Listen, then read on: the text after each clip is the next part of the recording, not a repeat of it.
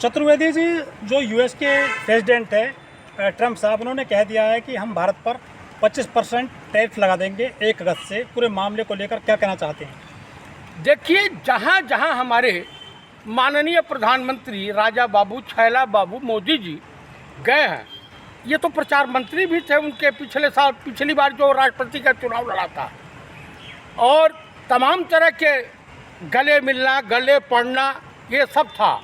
लेकिन ट्रम्प इनकी ढेला बराबर इज्जत नहीं कर रहा।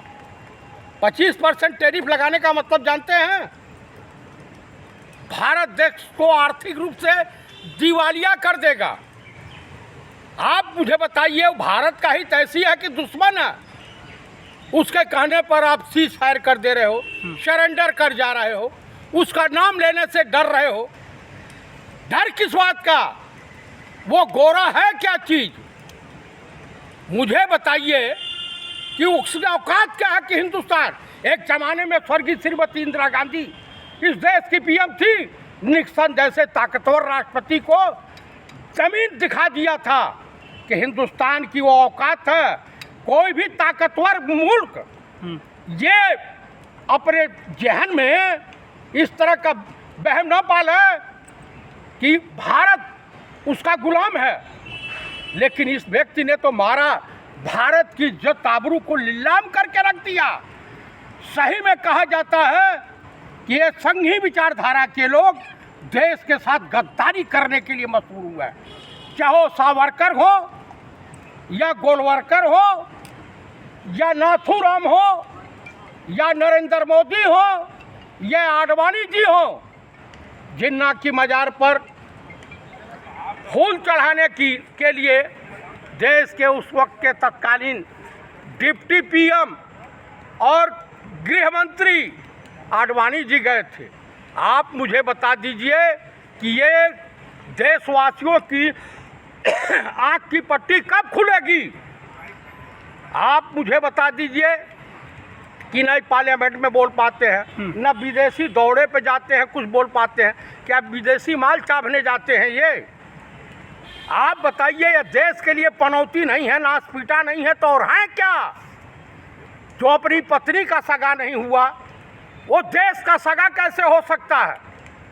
मुझे बताइए कि देश की अर्थव्यवस्था उस मोड़ पे पहुंच गई है कि हिंदुस्तान के दोनों हाथ में कटोरा, भीख मांगने के लिए। रुपया जो है 79 पैसे आज कमज़ोर हुआ है डॉलर के मुकाबले। डॉलर के मुकाबले 79 पैसा हो गया ना, ये सेंचुरी पार करा के जाएगा। अरे नीतीश कुमार को चुल्लू भर पानी में डूब के मर जाना चाहिए, उसे फालिज मार देनी चाहिए। चंद्रबाबू नायडू भी गद्दारी किया है देशवासियों, आंध्रा के मतदाताओं के साथ, और ये भी गद्दार जो है गद्दारी किया है। एक जमाने में जितने गद्दार थे, चाहे जयप्रकाश नारायण हो या मोरारजी देसाई हो या अटल बिहारी वाजपेयी हो या आडवाणी हो, इन सब गद्दारों ने सेना को बगावत करने के लिए उकसाने का घिनौना कुकृत किया था जॉर्ज फर्नांडिस। ये उन्हीं के वंशज हैं। कांग्रेस ने जो बनाया उसे तुम बेच रहे हो अडानी के हाथों। अडानी की क्या औकात है मुझे बताएं? देश पूछता है, थूकता है नरेंद्र मोदी तुम्हारे ऊपर। मोदी जी ने कहा था कि जिस देश का रुपया गिरता है उस देश का प्रधानमंत्री गिरता है, लेकिन डॉलर के मुकाबले रुपया बहुत ज़्यादा गिर गया है अब।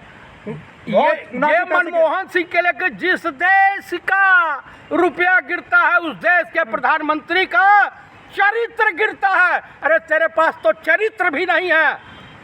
इस तरह से उस औरतों के तरह से तुम दिखाते हो। क्या पूर्व जन्म में स्त्री थे? हाँ। मुझे बताइए, एक रक्षा मंत्री है राजनाथ सिंह, छात्री शिरोमणि बनेंगे। अरे छात्री और सिंह लिखना छोड़ दो, कायर। और गृह मंत्री नहीं है, ग्रहण मंत्री है तड़ीपार। क्या कह रहे हैं कि मैं इतिहास का विद्यार्थी हूँ, मेरे सर में भी बाल नहीं है पंडित नेहरू के तरह से। पंडित नेहरू के सर में दिमाग था, तुम्हारे पास तो वो भी नहीं है। क्योंकि जो है दिसंबर 1950 में सरदार पटेल की मौत हुई थी और ये कह रहे हैं कि 1960 में गए थे विरोध जताने। इतिहास का विद्यार्थी हूँ, सीना पीट रहे हैं।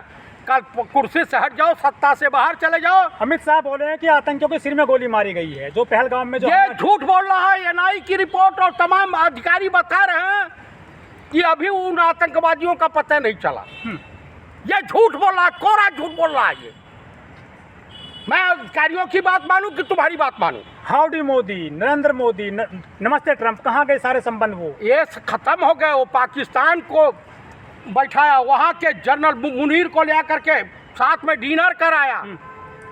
तुम्हारी तो कोई औकात नहीं समझता हूँ। दोस्ती थी ट्रंप साहब से मोदी जी की तो कहीं कुछ नहीं। उन भक्तों से के मुंह पे थूक दीजिए जा करके कि जो यज्ञ कर रहे थे, 100 करोड़ रुपए खर्च किए थे। 100 करोड़ रुपया गुजरात में इनके बाप के घर से आया था। नमस्ते ट्रंप, नमस्ते ट्रंप। वो सब जोकर, जैसे वो जोकर वैसे भारत देश के लिए ये जोकर है। इस तरह से जहाँ दो लोग मिलते हैं वहाँ इस तरह की बातें नहीं होती हैं। अडानी को बचाने के लिए इसने देश के अस्तित्व के साथ खिलवाड़ कर दिया। आप बताइए, देश का हित ऐसी है कि गद्दार है, बनौती है ये। कह रहे सीज फायर नहीं कराए हैं ट्रंप।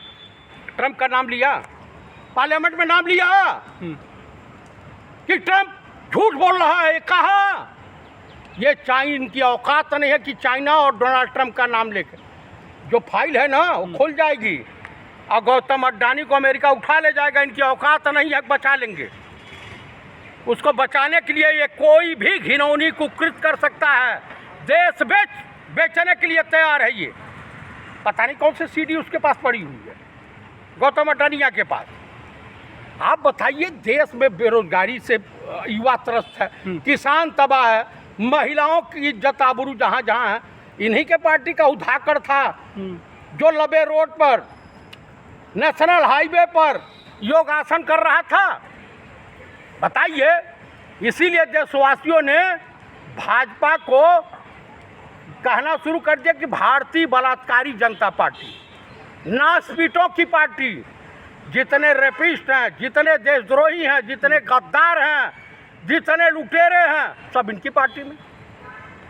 आप बताइए, हेमंत बिस्वा शर्मा वो घोटालेबाज नहीं था?